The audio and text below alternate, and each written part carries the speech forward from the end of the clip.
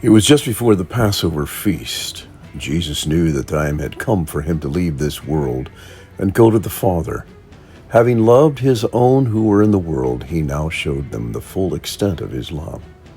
So he got up from the meal, took off his outer clothing, and wrapped a towel around his waist.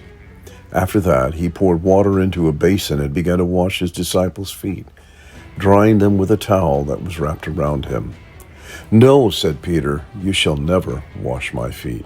John 13:1, 4, and 5, and verse 8. This scripture may seem a little out of place for the Advent season, but it says much about waiting.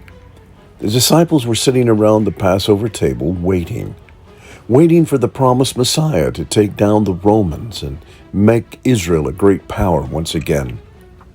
While they waited for Jesus to make some sort of major declaration and start a movement toward that end, he simply got up, wrapped a towel around himself, and did the unthinkable.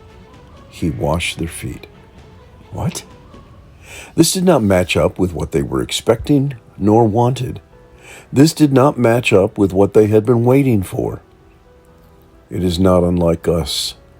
We look around at the world and we are desperate for God to send down some cataclysmic event to right every wrong and make everything right again. We look at some of the circumstances in our lives and we want Him to just set things right.